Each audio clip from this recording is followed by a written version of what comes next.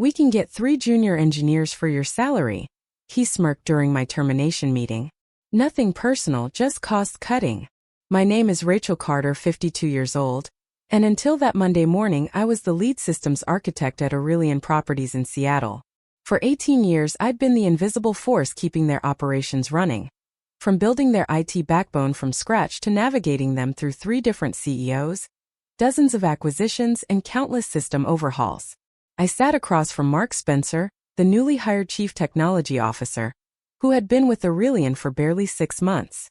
Mid-40s, flashy watch, the polished confidence of an MBA from Wharton.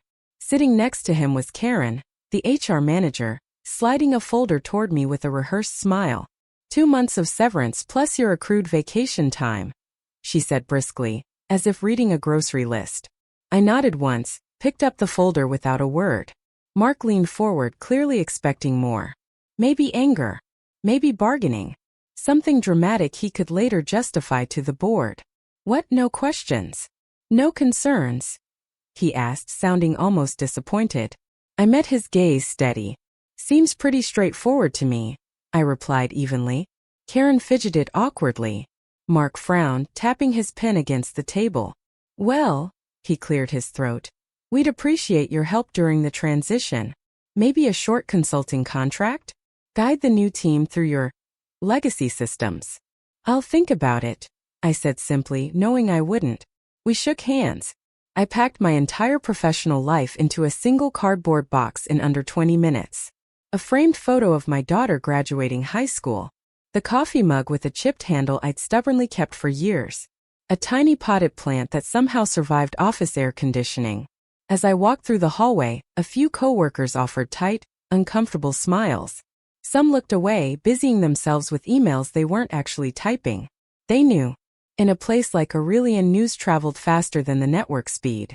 In the parking lot, I placed the box gently on the passenger seat of my aging Honda. Before starting the engine, I allowed myself one long, deep breath. Not of sadness but of closure. I hadn't fought because there was nothing left to fight for. They thought they were trimming excess. What they didn't realize was, they had just severed their own safety net. The first evening after my termination, I sat on my balcony overlooking Puget Sound, a glass of Merlot in hand. The sun melted into the water in brilliant streaks of gold and crimson. Emma, my daughter, called from her apartment in Boston. Mom, are you okay? She asked, her voice tight with worry. I'm fine, I said simply. Just a change. Not the end of the world. What Mark hadn't bothered to understand, what no one in the executive boardroom grasped, was that I hadn't just maintained Aurelian systems. I was the systems. I had built layer upon layer of custom code with integration so tailored and intricate that it would take months, maybe years, for someone else to even map it properly.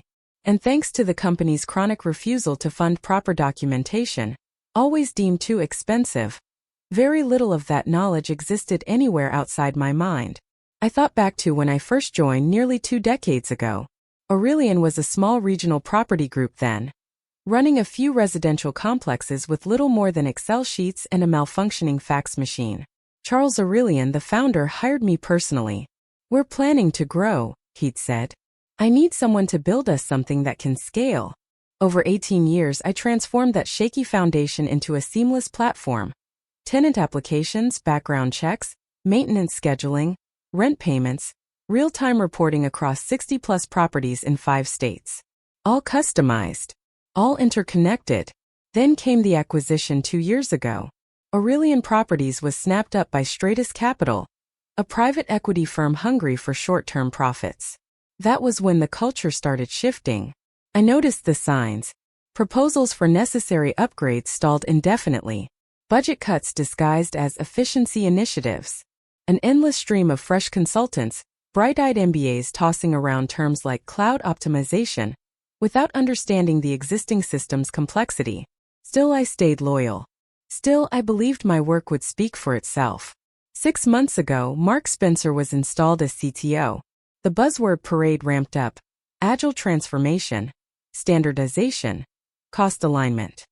He brought in 3 junior engineers, all recent graduates, and had them shadow me, pretending it was for knowledge transfer. At the time I rationalized it. They need training, I told myself. But Elaine, my best friend and former colleague, wasn't fooled. "They're setting you up," she warned over coffee one weekend. "Get ready." I brushed it off. "They need me," I said. "No one else knows how the core systems actually work." Elaine just shook her head sadly. "That's exactly why they want you gone." The termination came quietly, without ceremony. I suppose they thought it would be clean. Easy. They were wrong. The first call came just a week after my termination. I was in my home office polishing up my resume when my phone buzzed. Caller ID Nathan Carr. I let it go to voicemail. "Caitlin, it's Nathan. We're having some issues with the tenant portal. The junior team is trying, but they're struggling with some of your architecture. Could you give me a call back? Just a quick consultation." I set the phone down without replying. I wasn't surprised. I was expecting this. I returned to my resume, sipping my coffee. 3 more voicemails followed that afternoon. Each one sounded a little more desperate than the last. By dinner time, Mia texted me. "Systems have been down all day. Nathan's freaking out. Maintenance requests aren't processing, and tenants are getting angry." I read the message and put my phone face down. Not my problem anymore. The next morning, HR reached out. Angela, the same HR rep who had slid the severance package across the table with a fake smile, was now calling like an old friend. "Hi Caitlin, I hope you're doing well. We were wondering if you'd be open to a short-term consulting arrangement, just to help with a few issues we're facing. The compensation would, of course, be very generous." I picked up the call this time. "How generous?" $300 per hour, Angela said quickly. "Minimum 4-hour engagement." I smiled, though she couldn't see it. "I'll think about it," I said before ending the call. I set my coffee aside and walked out onto the deck. The late autumn breeze swept across the lake. Elaine joined me, draping a light sweater around her shoulders. "What's going on?" she asked. "They're finding out exactly what I'm worth," I said, voice calm. Over the next 2 days, the calls multiplied. Nathan, Angela, even Justin Marlowe, the board member who used to pat me on the back after every quarterly report, started reaching out. The tenant portal was still down. The maintenance system was throwing errors. Payment processing had stalled. They had underestimated how much of Veltron's operations rested on the systems I had hand-built over nearly 2 decades. And now they were reaping the results. I stayed silent. On the 3rd day, an unexpected email appeared in my inbox. It was from Ethan Rivers, CTO of a fast-growing competitor, North Point Residences. Subject line: Opportunity to build something better. "Caitlin, I heard about your situation at Veltron. We've admired your work from afar for years. Would you be interested in discussing a leadership opportunity with us? We're planning a major infrastructure rebuild and need someone with your expertise." I stared at the email for a moment, letting it sink in. An offer of future and, most importantly, respect. I responded with 2 words: "Let's talk." That evening, just as Elaine and I sat down for dinner, the doorbell rang. I opened it to find Nathan Carr himself standing there. His suit rumpled, his eyes frantic. "Caitlin, please. We're facing a crisis. We need you back, even just temporarily. Name your rate. Anything you want." I leaned against the doorframe, letting him twist in the awkward silence. "I'm sorry, Nathan," I said at last, voice steady, "but I already have plans." And I gently closed the door. The interview with Ethan Rivers went better than I had dared to hope. We met at a quiet coffee shop, far from both Veltron and North Point offices. Ethan arrived early, casual but sharp, with a laptop bag slung over his shoulder. "I've followed your work for years," he said warmly, stirring his coffee. "The custom management system you built for Veltron? It's legendary. Everyone in the industry knows it." "Thank you," I replied, a little wary. Compliments were nice, but I needed to understand his intentions. "North Point is expanding rapidly," Ethan continued. "But our current systems are outdated and clunky. We don't want to patch something broken. We want to build from the ground up. Scalable, reliable, future-proof." He leaned forward, eyes earnest. "And we want you to lead it." I tilted my head. "You understand this won't be a quick fix, right? Real systems take time, patience, and investment." "Exactly," Ethan nodded. "We're done with shortcuts. We're offering you full autonomy to design it right. CTO-level authority over infrastructure decisions. Salary 25% higher than Veltrin's last offer. Plus equity. For a moment I just sat there, absorbing the weight of what he was offering. Not just a job, respect, trust. Everything Veltrin had thrown away because they wanted to save a few dollars. I'm interested, I said finally, a small smile playing at my lips. Good, Ethan grinned.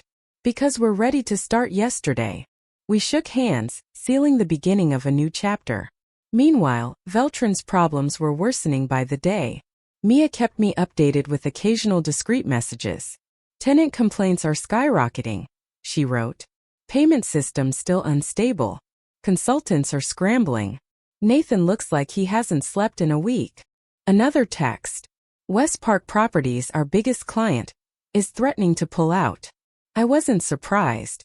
West Park managed over 15,000 units across 4 states. If they left, Veltrin would lose nearly a third of their revenue overnight. Still, I didn't gloat. I focused on preparing for my new role at North Point, sketching out architecture plans, listing team hires, envisioning the system I'd finally be free to build properly. Then 3 days before my official start date, Nathan called again. This time I picked up. Caitlin, please just hear me out, he pleaded. The board authorized a special consulting package.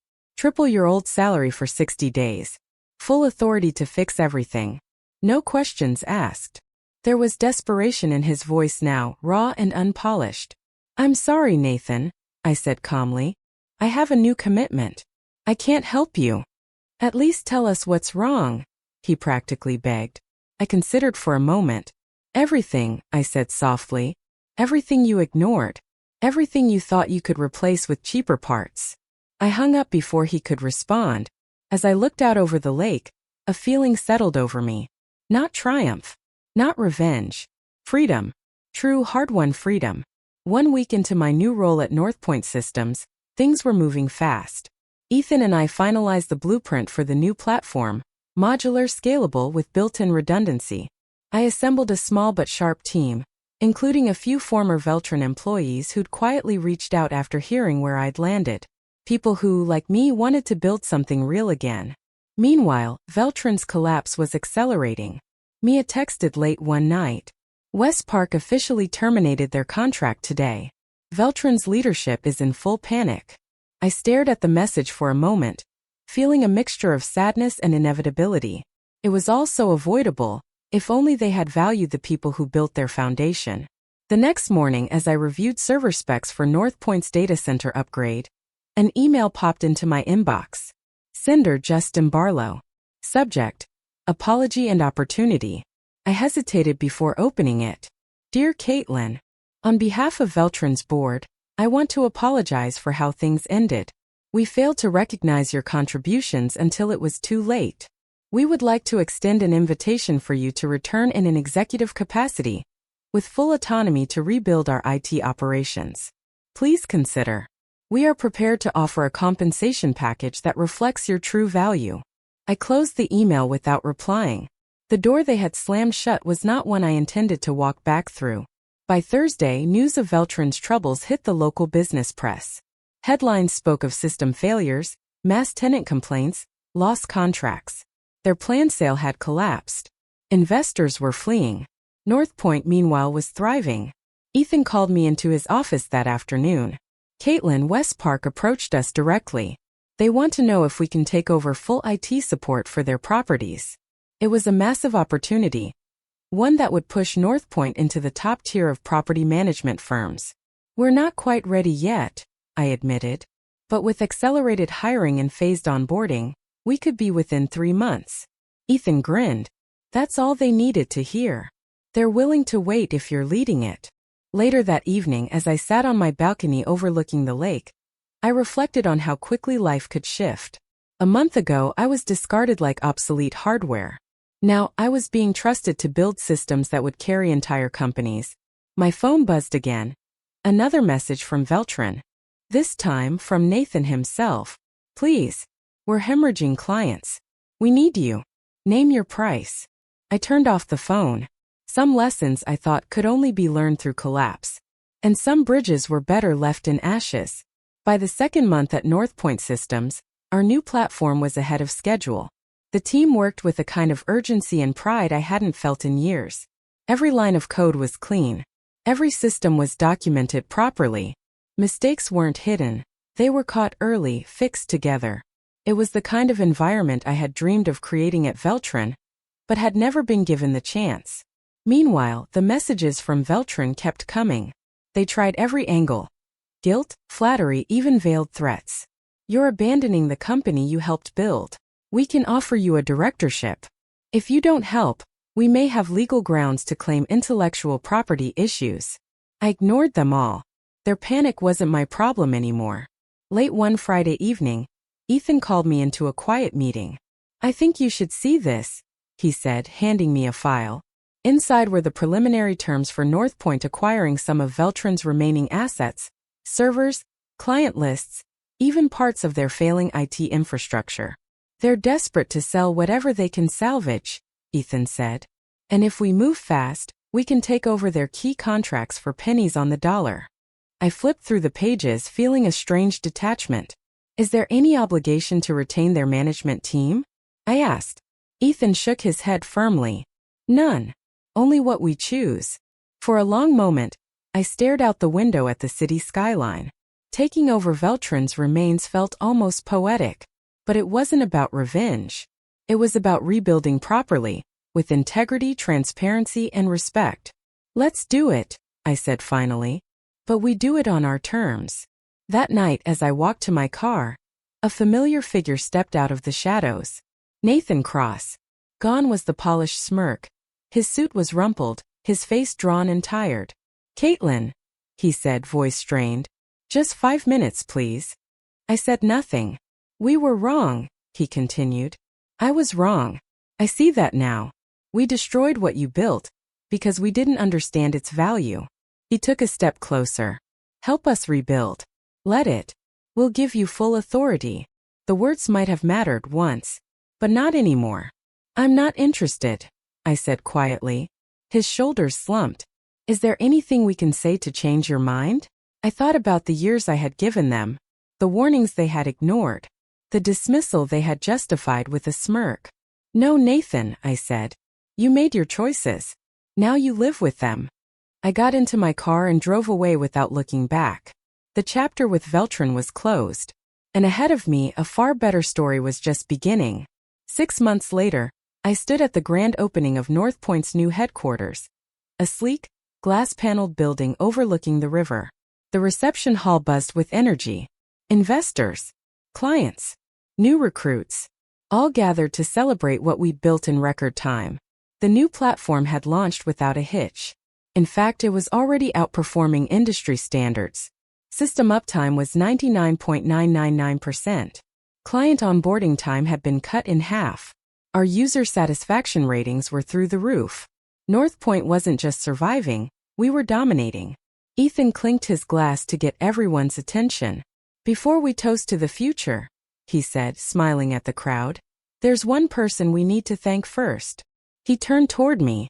When Caitlin joined us, she brought more than experience. She brought vision, discipline, a commitment to excellence that's now part of our DNA. The room erupted in applause as I stepped forward. I wasn't used to this kind of spotlight. At Veltron, my work had been invisible, until it wasn't convenient anymore. Here it was valued, celebrated. "Thank you," I said simply. "Building something that lasts isn't glamorous. It's slow. It's careful. It's about doing the small things right every day." I paused, looking around the room. And sometimes you have to walk away from the places that don't see your worth, to find the ones that do. A second, louder wave of applause broke out. Later, as the party wound down, I stood out on the balcony, looking out at the city lights. Ethan joined me, 2 glasses of champagne in hand. "You did it," he said, handing me one. "No," I corrected gently. "We did it." We clinked glasses. As we talked, he mentioned casually, "By the way, West Point Capital pulled out of their deal to buy Veltron last month. Seems their due diligence uncovered issues." I arched an eyebrow. "Issues?" He grinned. "Missing documentation, unstable systems, massive client churn.